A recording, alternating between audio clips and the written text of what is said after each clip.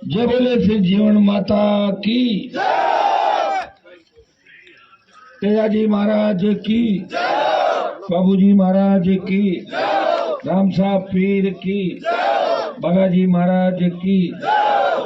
उपस्थित आपके लोकप्रिय प्रत्याशी लालचंद जी मूड साहब, सीकर के अध्यक्ष मंदर जी, झुंझुनू के अध्यक्ष राजेंद्र जी, भाई राज्यपाल, सम्मानित मंच, उपस्थित मौजूद बुजुर्गों, नौजवान साथियों और हमें आशीर्वाद देने आई माताओं, बहनों और प्यारे बच्चों। जीवन देसर के अंदर मैं सरदार शहर के 2-3 दिन से काफी गांवों के अंदर में गया, लेकिन मुझे यहाँ थोड़ा विकास कम नजर आ रहा है। जीवन देसर के अंदर जब देखने को लगता है, मैं आपको विश्वास दिलाता हूँ कि जीवन देसर के अंदर चुनाव के बाद जब भी अगला कार्यक्रम आप रखेंगे तो एक तो यहाँ की साफ सफाई, जो कीचड़ यहाँ पड़ा रहता है, और खेल ग्राउंड बनाने की जो आपने एक डिमांड रखी गांव वालों ने, और मंदिर की 4 दीवारी, तो दोनों आपके काम हम बिल्कुल कराएंगे, ये मैं विश्वास आपको दिलाता हूँ। भाइयों, इस उपचुनाव पे पूरे देश की नजरें हैं। गुजरात से लोग टेलीफोन करते हैं, हिमाचल के रिजल्ट से जितने लोग उत्साहित है, उतना ही कहते हैं सरदार शहर में क्या होगा। अगर सरदार शहर सीट राष्ट्रीय लोकतांत्रिक पार्टी जीतती है तो सीधा सीधा 50 सीटें प्रभावित करेगी राजस्थान के अंदर। बीकानेर, हनुमानगढ़, गंगानगर, सीकर, चूरू, झुंझुनू की 50 से ज्यादा सीटों पर किसान राजनीति का नया उदय होगा। इससे इस उपचुनाव को एक अलग हिसाब से आपको लेना है। कांग्रेस बीजेपी की जीत से कोई फर्क नहीं पड़ने वाला, लेकिन आरएसपी अगर जीतती है, जिस तरह किसान राजनीति का केंद्र ये सरदार शहर और चूरू जिला हुआ करता था, उसी तरह किसान राजनीति फिर से इस सरदार शहर और जिले के अंदर आ जाएगी। ये निवेदन करना है, आज आपके गांव के बीच में आया हूं। सरदार शहर चुनाव के अंदर मैं गांव गांव घूम के जवानों से अपील करूंगा, उनको उनकी ताकत याद दिलाऊंगा। हमारे पुरखों ने बड़ी लड़ाइयां लड़ी, अंग्रेजों के खिलाफ लड़े, किसान आंदोलन में यहाँ के बुजुर्गों ने बड़ा हिस्सा लिया, और किसान राजनीति के अंदर चौधरी कुंभाराम जी, दौलतराम जी समेत तमाम किसान नेताओं ने हमेशा हर जगह अगुवाई की। लेकिन पिछले 40 साल से हमारा संघर्ष कमजोर पड़ गया। हमारे किसान के बेटे कांग्रेस और भाजपा की टिकट मांगने के लिए वो लाइनबद्ध खड़े रहते हैं। भाइयों, इसलिए अपनी राजनीति हाथ से चली गई। हमें हमारी ताकत को पहचानना है, हमें हमारी शक्ति को पहचानना है। इस उपचुनाव को सेमीफाइनल के रूप में लेना है। अगर सेमीफाइनल आपने जिता दिया तो 2023 का फाइनल मुकाबला किसान के बेटे और किसान राजस्थान के अंदर जीतेंगे। यह मैं विश्वास आपको दिलाने के लिए आपके बीच आया हूं। भाइयों, मंत्री, हर व्यक्ति को मैं देखता हूं, मेरे साथ कितने एमएलए एमपी मंत्री बने पिछले 20 साल के अंदर, सब एक ही बात कहते हैं कि भाई जी थे खराब क्यों हो रहे हो, मंत्री बन जाते, उम्र धीरे धीरे निकल रही है, अच्छा काम करते, अच्छा बिजनेस करते। तो मैं कहता हूं, मेरे पिताजी 77 में एमएलए बने थे, 50 साल से हम राजनीति के अंदर हैं। अगर ये काम ही करना होता तो फिर राजनीति में क्यों आते? कोई बिजनेस कर लेते, कोई एजेंसी ले लेते, किसी सेठ के यहाँ काम कर लेते। हमारा मकसद है कि किसान कौम का सत्ता पे कब्जा कैसे हो। मैं नौजवानों की पीड़ा नहीं देख सकता, मैं नौजवानों को इस तरह संघर्ष करते हुए नहीं देख सकता। कॉलेज विद्यालय की राजनीति से विधानसभा और लोकसभा तक का मेरा सफर है। आपने देखा होगा, जहां भी प्रदेश और देश के अंदर अन्याय हुआ, जब देश का अंडा था, तकलीफ के अंदर था, तो एमपी तो आपके चूरू के भी हैं, सीकर के भी हैं, झुंझुनू के भी हैं, वो किसान के बेटे हैं। लेकिन तीनों ने, चारों, पांचों, 6 या 20 एमपी ने ये कहा कि किसान भी लक्ष्य हैं। लेकिन नागौर के सांसद ने कहा ये काले कानून है, और देश की सत्ता छोड़ के सड़क पर अगर किसान का बेटा और देश का सांसद बैठा, वो नागौर का सांसद था, जिसने आपके सम्मान के लिए सत्ता को ठोकर मार दी।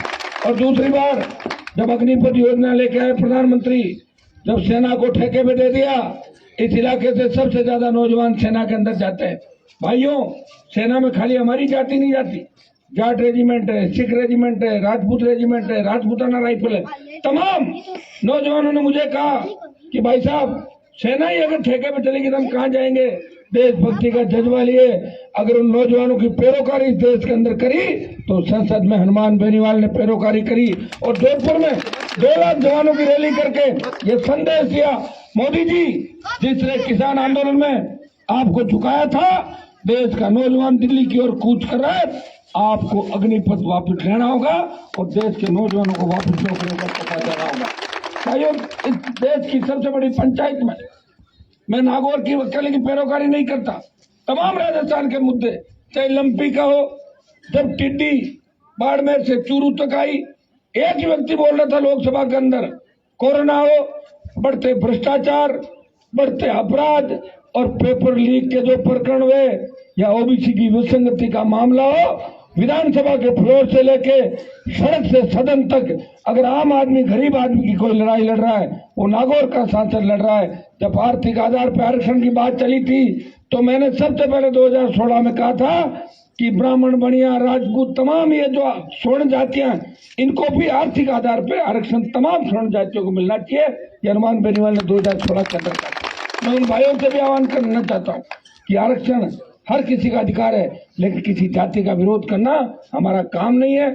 छोटी राजनीति के लिए अगर किसी जाति का विरोध करके और अखबार में छपने के लिए और पॉपुलरिटी के लिए कोई ये काम करता है, वो ठीक नहीं है। सामाजिक समरसता बनी रहे, मेरे तो जीवन का सिद्धांत है, अपराध कोई भी करेगा, उसकी जाति कुछ भी होगी, हनुमान बेनीवाल अपराधियों का विरोध करेगा राजस्थान के अंदर। ये तरीके से आप मुझे पीड़ा है चूरू के नेताओं को। और किस तरह की बात कह रहे हैं चूरू के कांग्रेस बीजेपी के नेता? बीजेपी वाले कह रहे हैं कि चाहे कांग्रेस को वोट डाल देना, मत डालना आरएलपी की तरफ, और कांग्रेस वाले कह रहे हैं बीजेपी को डाल देना, हमें डाल देना, लेकिन उसको तीसरे को मत डाल देना। अरे भाइयों, तीसरे को तो आपने पिछली बार भी डाला था, लेकिन वोट 10,000 डाला था, समय कम था। ये तीसरा ही तो है जो सबकी आवश्यकता पड़ी, पीड़ दिखा के नहीं भागूंगा, आगे खड़ा मिलूंगा। मुझे आप नई ऊर्जा दे, इस उपचुनाव में जीता के दिल्ली दे दे कि अब वो दिन दूर नहीं जब राजस्थान की सत्ता के फैसले हम खुद करेंगे। जहां भी जाते हैं बच्चे कहते हैं संविदा कर्मियों को नियमित करो, खाली पद भराओ, जितने घटनाएं घटित हो रही है।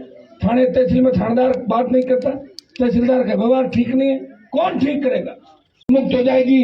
हनुमान बेनीवाल ने जो ऊर्जा राजस्थान के नौजवानों में भरी है, अपने अधिकारों के लिए लड़ना आपको सिखाया है। हो सकता है कई तरह के लोग आएंगे, कई तरह की बात करेंगे, लेकिन भाइयों, अगर मैं मजबूत नहीं होता, मैं ईमानदार नहीं होता, तो मेरे घर पे भी ईडी आ जाती, सीबीआई मोदी भेज देता, और गहलोत मेरे दुनिया भर के वसुंधरा से मैं लड़ा, गहलोत से लड़ा, कितने मुकदमे दर्ज किए, लेकिन हनुमान बेनीवाल में हाथ राजस्थान की सरकार नहीं डाल सकी। जीत है, ये आपको पता है। और यहाँ का बारे में ज्यादा इतिहास चूरू का मैं नहीं बताना चाहूंगा, आप सारी बातें जानते हो। चूरू में कांग्रेस और बीजेपी के नेताओं की धड़कन बढ़ गई। ये सुजानगढ़ आया था, 32,000 वोट ले गया, और सरदार शहर अगर जीत गया तो ये आपको हनुमान बेनीवाल पे भरोसा करना है। आपका आगे खड़ा मिलेगा, सारी जातियों को साथ लेके चलेगा और नए राजस्थान का निर्माण करेगा। एक बार 70 साल कांग्रेस भाजपा पे भरोसा किया, एक बार अपने भाई पे भरोसा करके देखना। मैं आपकी पंचायत के अंदर आया हूँ तो मेरा मान और सम्मान रखना, ये अपील करने में आपके बीच आया हूँ। प्रतिस्पर्धा में हम आगे कैसे बढ़े? एक बार अगर फेल हो जाए कोई दिक्कत नहीं, दूसरी बार एग्जाम दे दो, जरूरी थोड़ी सरकारी नौकरी लगे, दूसरा काम कर लेंगे। मैं कौन सा मंत्री बनाऊं? घूम ही रहा हूँ ना, घूम रहा हूँ नहीं घूम रहा हूँ। मेरे साथ वाले कैसे मंत्री बनने के लिए कहाँ चप्पल सैंडल उठाते घूम रहे हैं सब जगह, दिन में कुछ कहते हैं, रात में पैरों में पड़े मिलते हैं। तो भाइयों, हिम्मत रखो, किसान के घर में पैदा हुए हो तो सबसे बड़ी गौरव की बात तो यही है कि भगवान ने हमारा जन्म किसान के घर में दिया। और जहाँ भी आप बैठे हो, और हमें तो सबसे बड़ी मोदी जी ने मरने के लिए छोड़ दिया था।